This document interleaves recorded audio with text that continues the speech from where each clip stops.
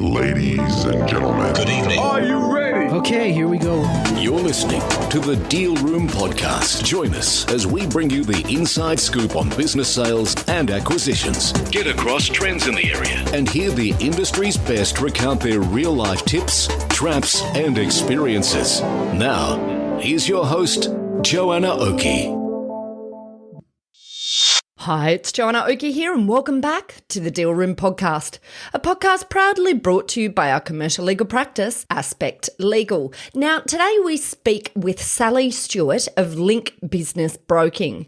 Sally is a specialist health broker and only works in the health space, working with business owners in GP, dental, allied health, aged care and NDIS businesses. In this episode of the Deal Room Podcast, Sally and I drill into how business owners can maximise their value at exit when selling a medical practice. Sally shares stories from her experience in issues buyers and sellers face as they gear up to acquire or exit medical practices, dental practices, or other allied health practices.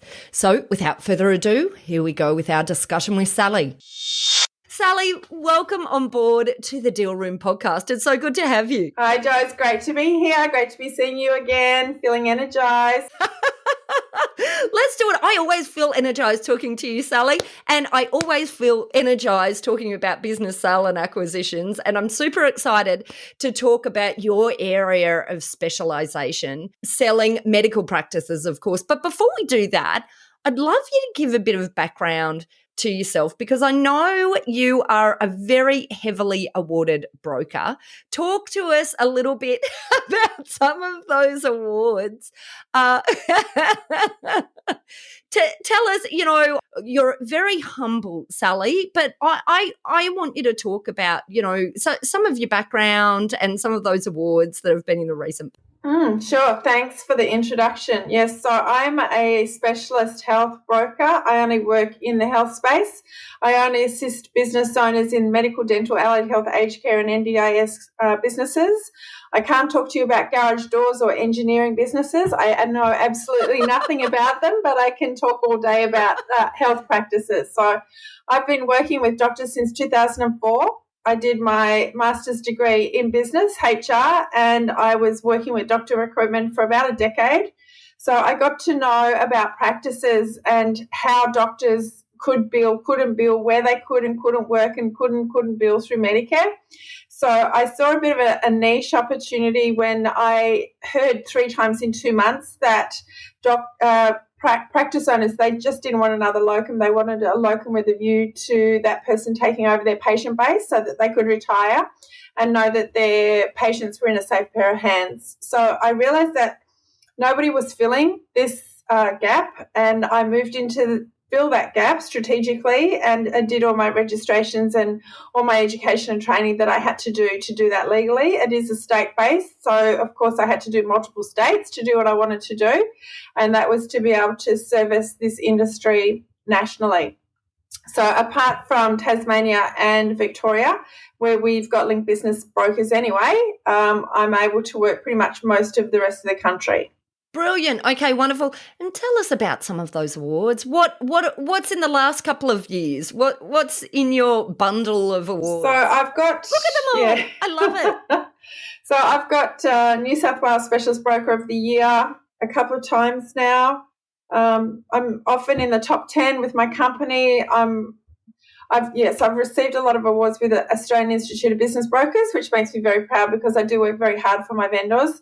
So it's not about the awards for me. It's about allowing people and facilitating people to achieve their goals. So if they can do that, then I feel like it's a job well done on my behalf, and they get to either enjoy more time with their family or enjoy their retirement or do whatever it is that they're electing to do post being a business owner. And the last few years have been extremely difficult for this sector, and I'm seeing a lot of exhausted and burnt out business owners that are either getting physically broken or psychologically distressed at the amount of work and the additional things that they've had to do to cope with keeping those doors open in the pandemic and being the front line for patients coming into their practice being very unwell. So it's been a very, very challenging time. Plus, with the borders being closed, we haven't been able to get an influx of international doctors who would usually come into the country and support our homegrown doctors. So what we're seeing now is probably an all-time low in international doctors being able to get into the country.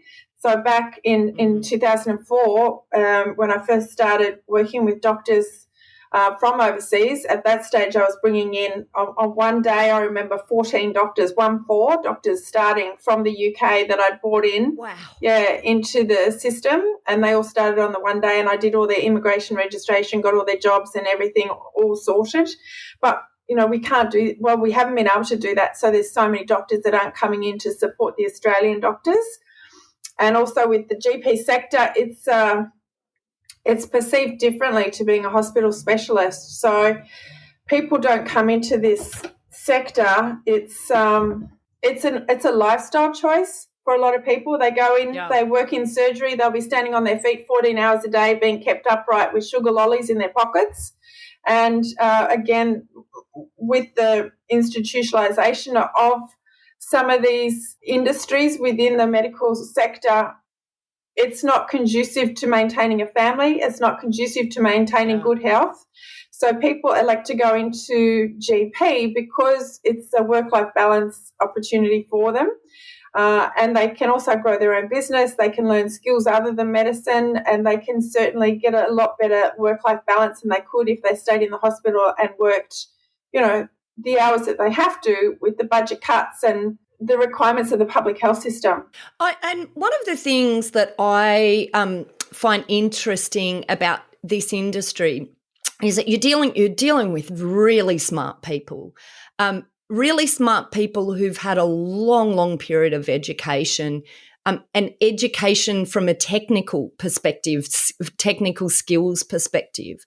But I often see a lot of overwhelm when it comes to the business issues, because they're smart people who are taught to look for risk, but who feel overwhelmed by the risk that they don't understand in relation to owning and operating. So, that can be from a buy-side perspective, our new buyers into medical and dental and health practices have this concern about what they don't know. When they're building a practice, there's this concern about what they don't know. And certainly at exit, I find time and time and time again, I deal with medical, dental, health practice owners who haven't understood what they need to build value in something that has strong value at exit.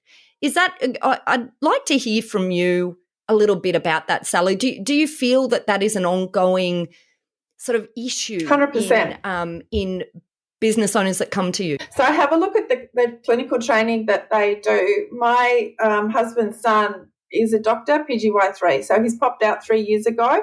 And then what they would do generally is 4 years of training to get their specialisation, and then doctors that decide that they want to be a specialist GP, so they're 26, so maybe 30 years old. They've not done one business unit at university. They haven't done any training over the last 4 years, so they've had 10 years of education and not one business unit. They pop out and they go, right, I want to buy a business. So for them, it's something that they want and need to do, but they have no knowledge of. So as you say, it can be very overwhelming. I do try and add a lot of value to potential business owners with education. I'm also involved, as you know, with the Practice Success Collective, which is a group of like-minded practitioners all coming together to add value and educate the people in the health sector about doing better as business owners in medical, dental and veterinary clinics. So there's a lot of education, and it's also about like, know and trust. People do business with people that they like and they know and they trust. So I've been dealing with some of the doctors for 10 plus years, and every week I'm on LinkedIn twice a week. I'm doing monthly newsletters. So I'm constantly trying to remain top of mind so that they get to know me. What I do adds value to them, so they like me for that. And having constancy builds trust as well. So it's a long game. I'm playing a long game, and I've been playing a long game for a long time now. And I feel that it's starting to pay off because people with bigger businesses now are trusting me. So I had a conversation with a practitioner yesterday. Sally, can you help me sell my business? I want to get $5 million for it. So it takes a while for people to know and trust you enough to be able to bring those size businesses to you, as opposed to a solo doctor or a solo dentist clinic, which is difficult to sell as well because the goodwill is often associated with the clinician and not the practice. Yeah. Oh, look, we're very similar there, Sally. I think we both believe in educating the market, providing education, and the belief that where you provide value, ultimately value returns. And I think that's absolutely true of life. And I just think there's so much that we can all add with our experience by providing it freely and openly. And you know, that's something that I've always believed in. I absolutely know that you're an absolute testament to that, with all of the information and knowledge that you're always providing to your databases. So if we come back then to that question of maximising value at exit, what are some of the things that you have seen the most successful exits encapsulate? What is it about their practice or their practices that they've managed to do that you feel drives value? So number one, room utilisation. Get those bums in seats and get those rooms filled up. And don't think 9 to 5. Think 8:30 till 6. Think 7 till 9. Think 6 till 10. So there's 7 days in the week. There's 24 hours in the day. And just because the room is there doesn't mean that it stops being available when the clinic closes. So something else to think about is look, I always try and encourage people to think outside the box. So get the hell away from bulk billing. Think, what else can I do? Can I do procedural stuff? Can I do vasectomies and circumcisions? No, I'm not interested in that. Okay, what else can I do? Can I go into the aged care, residential care facilities and bill from my clinic? So yesterday I was talking about a clinic up on the Gold Coast. It's only got 2 consulting rooms. How can you maximise the value out of that? Have people working outside the clinic and billing from the clinic. So you can have another 3 doctors that are going to all the residential aged care facilities around there. They're still putting the billings through that practice, but they don't physically have to be there. And what we've learned from the pandemic is that you can have doctors sitting at home. If they don't want to come in and face-to-face with patients, they don't have to anymore because you've got telemedicine. They can sit wherever. Like I could be sitting here in my office doing a consult if I was a doctor. You don't have to go into the clinic. But the number one is room utilisation, thinking how else can you add money? Is it adding pathology? Is it adding allied health? Is it hot desking? So I saw a clinic out in the western suburbs of Sydney. He had 7 doctors working there and it was a five consulting room practice, but he had hot desking. People don't own a consulting room. They work in it. It's a bit like having a number or a name on the door, and whichever room you have your name on, that's where you're working for the day. A little bit of extra cleaning with the pandemic, but certainly you can have those rooms utilised 7 days a week and from 7 in the morning till 7 or 10 at night. So thinking of extended hours, thinking of other opportunities to bill from the room without actually being in the room. So room utilisation is my number one. Second one is having a stable workforce and keeping your people happy. You know, it's not rocket science. I say to people at the end of the day, what does your doctor want? Doesn't want to have printer problems, doesn't want to have issues with technology if they can be avoided, doesn't want to not have coffee in the tea room. So, you know, if you can just maintain the consumables, make sure everything works. And look, I personally live by the KISS principle. Keep it simple. Keep what your doctor has to do simple as much as you can. Remove as much as you can so that all they are doing is their clinical work and recording their notes. They shouldn't have to be doing anything else. And probably the third thing I would say is for them to remove themselves. So try and sack yourself before someone else does, because it's really hard to sell a practice that's heavily reliant on the principal practitioner. Absolutely. If you can push that work onto someone else, have your practice management manager do stuff, have a business development, outsource your marketing, get a bookkeeper to do your accounts, have an accounts receivable and payable person.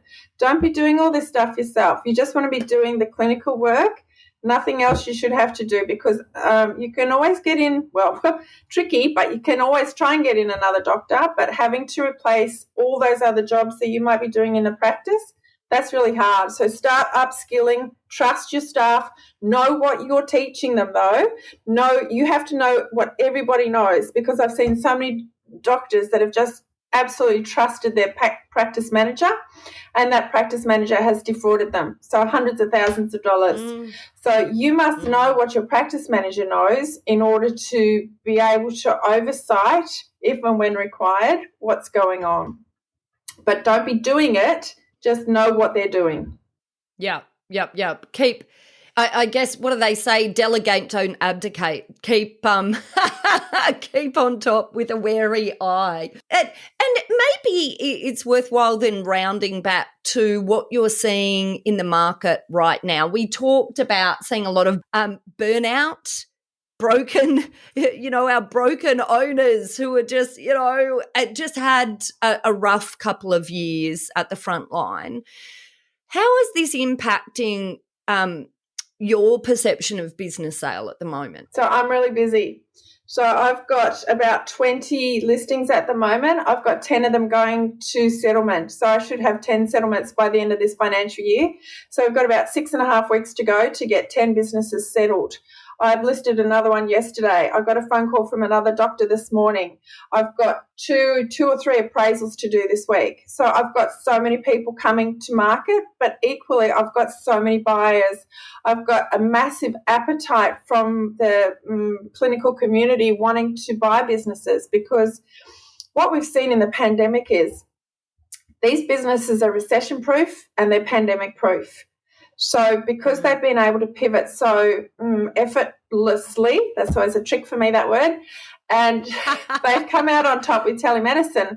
And the ones that have got another thing to think about is having strong practice management and support staff. So those clinics that have had really switched on practice managers and have been able to pivot into solid telehealth offerings, they're the clinics that we've seen that have thrived with the pandemic. Some of them have gone downhill and others have just gone from strength to strength. So people, not just doctors, we've got entrepreneurs buying them, we've got private equity groups investing in health, we've got all sorts of people wanting to buy clinics now.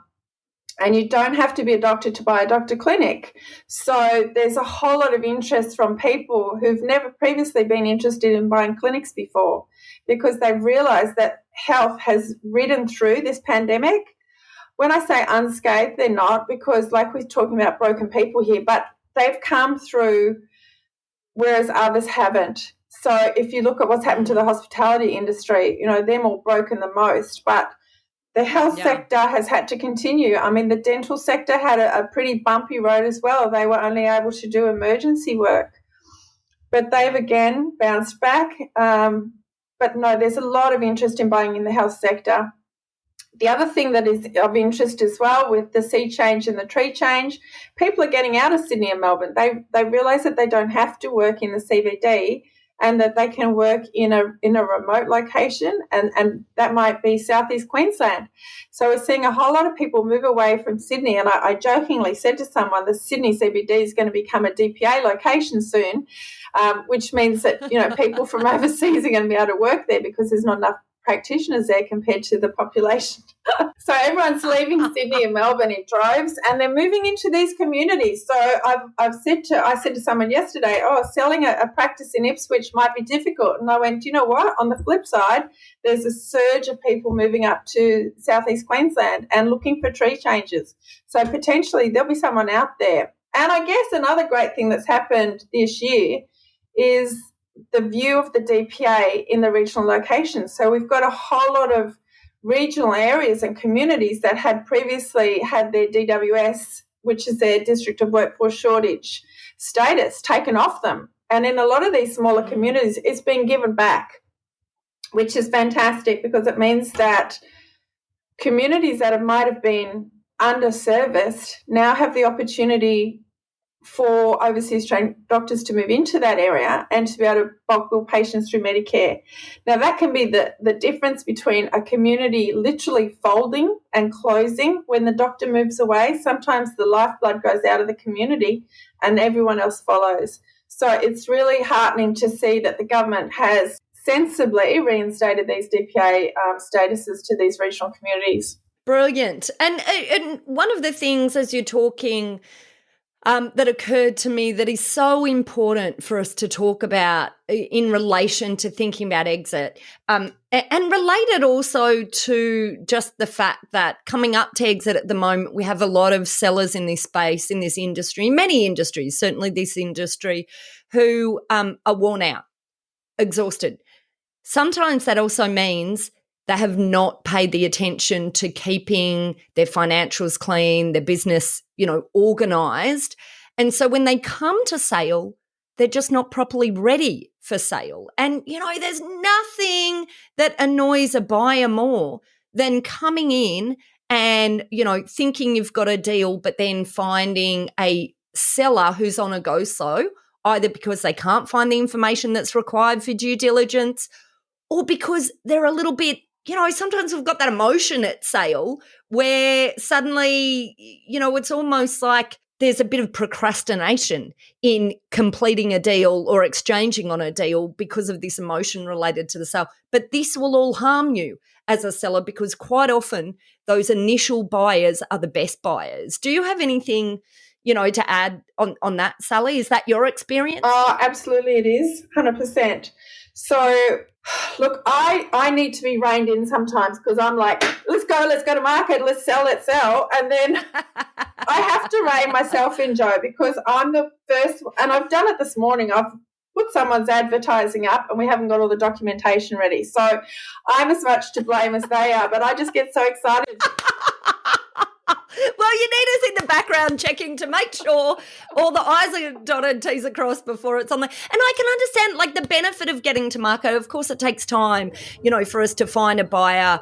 It's just that, I just really feel in many instances that sellers need the wind up them early on 100%. to understand that they're going to lose momentum if they're not ready physically for their financials, their accounts, their business as a whole, because as they lift the hood for buyers to come in and have a look, but not just that, but also emotionally. And I think that's critical. So at 10:19 today, I had a doctor call me and go, Sally, I'm ready. So I visited him, I swear to God, 2 years ago, right?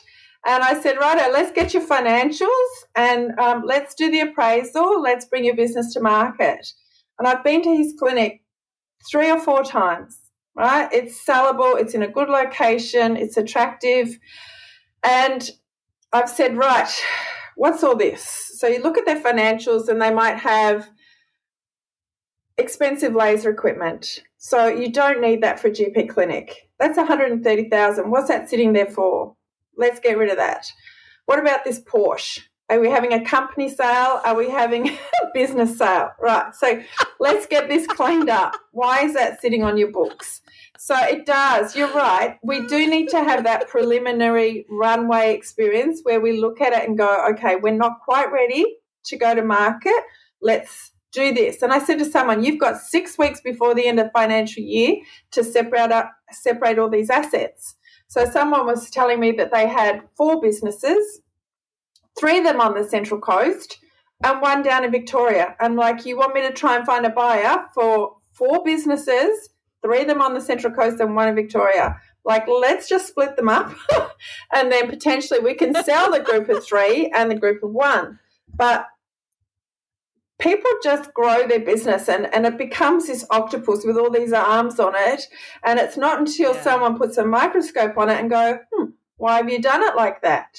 And I spoke to an accountant yesterday and he said, Sally, it wouldn't have happened if it was under my watch. The way she's done this, I don't know why it's been done like that. So yes, you really need to have a look at your business with my eyes. Think, I've got to put it on Sally's eyes. What would Sally say? Sally would say, get your BAS paid for the last 3 quarters. You know, I looked at someone's paperwork yesterday and said, where are we up to? He goes, oh, 9 months behind. Like, okay, let's maybe get that done as a priority. So make sure everything's up to date, because when buyers look at your business and they say to me, Sally, can you get me the documents? I'm like, oh, I haven't got them yet. That's the first red flag, right? Yeah. Right? Sally, where's the depreciation schedule? Oh, he hasn't lodged his last year's returns yet. That's your second red flag. Sally, can you show me the year to date? Oh, he hasn't lodged his 3 BASs. Boom, you're gone. You've got no chance of selling that business because he's not prepared. Yeah. So my advice is, vendors that are thinking about coming to market, be ready or be ready to get ready. But you can't sell a business where there's so many red flags that a buyer can't understand it. So another thing, if you've got an accountant, let's go that before that. Get an accountant, right? Don't be doing your BAS and your tax returns yourself. You can do it, yeah, but when it comes to handing that application upstairs to finance, it's not going to get approved with your own Excel spreadsheet and Word documents. Get it done through a specialist accountant in the format that the credit department will approve. So it sounds like little things and you think, oh, I can save money if I do it myself. No, just outsource it. It's a tax deduction. Do it properly. Get it in the regular format. So another business that I'm selling at the moment, business and building here in Sydney, I was dealing with an elderly accountant and he had set up this practice in no way I've seen ever before. And I've been doing this for 8 years. And it took me about 8 months of going, no, I need more information. I can't even appraise your practice because I don't know what your accountant's done. And then the accountant died, I think, or retired. So then I had to say to his colleague, please can you interpret these 3 or 4 years of financial statements, because I can't work out how much the practice is making in profit. And if I can't do that, then we can't put a sales price on it. If we can't put a sales price on it, we can't go to market. So it's really important that I can understand it. If I can't understand it, I'm not that clever, right? But I've been doing this for a while and I know what I'm looking. That's not true. I know what I'm. I can testify to that. I mean, you have been doing it for a while. I mean, you are very clever. That's what I'm saying.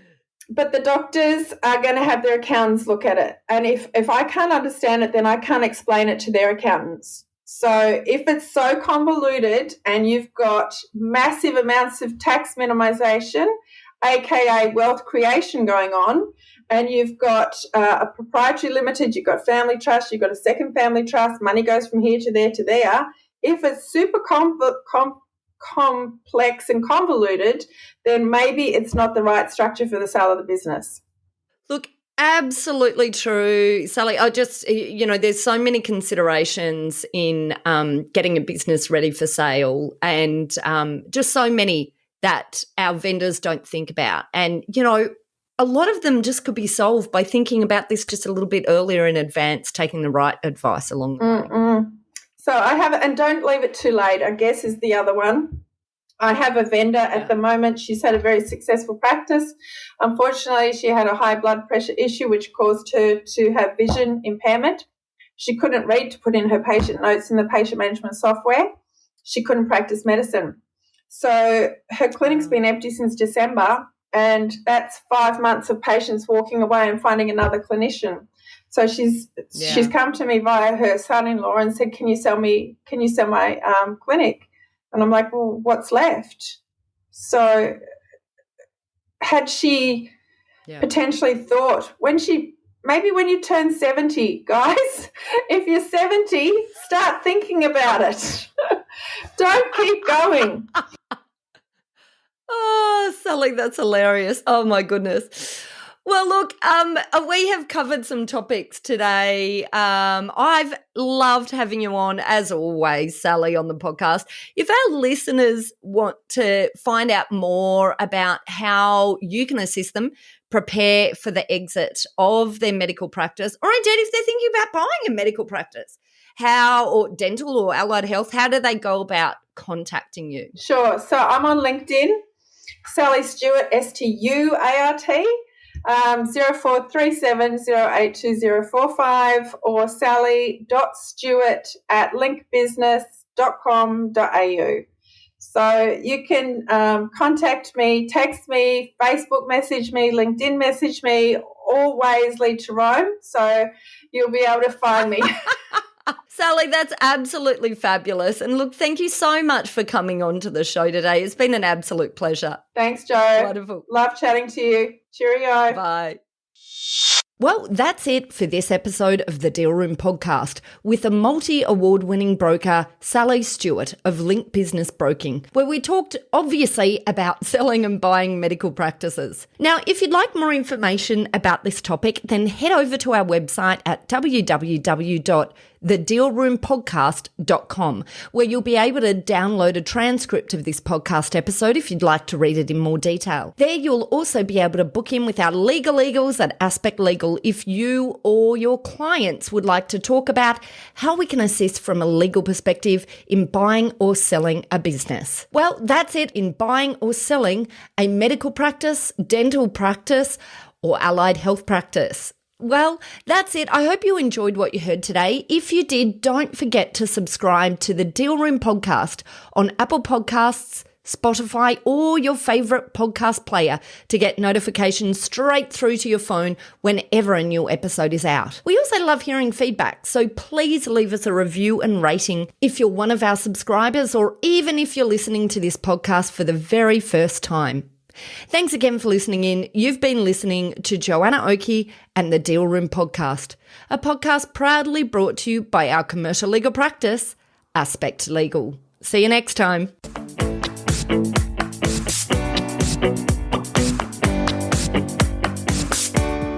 Aspect Legal has a number of great services that help businesses prepare for a sale or acquisition, to help them prepare in advance and to get transaction ready. We've also got a range of services to help guide businesses through the sale and acquisitions process. We work with clients both big and small and have different types of services depending on size and complexity. We provide a free consultation to discuss your proposed sale or acquisition. So see our show notes on how to book a time to speak with us, or head over to our website at aspectlegal.com.au. Ladies and gentlemen. That will conclude this evening's entertainment. Thanks for listening to the Deal Room podcast. To find out more about this episode and other episodes in the series, check out the show notes or head over to our website at thedealroompodcast.com.au.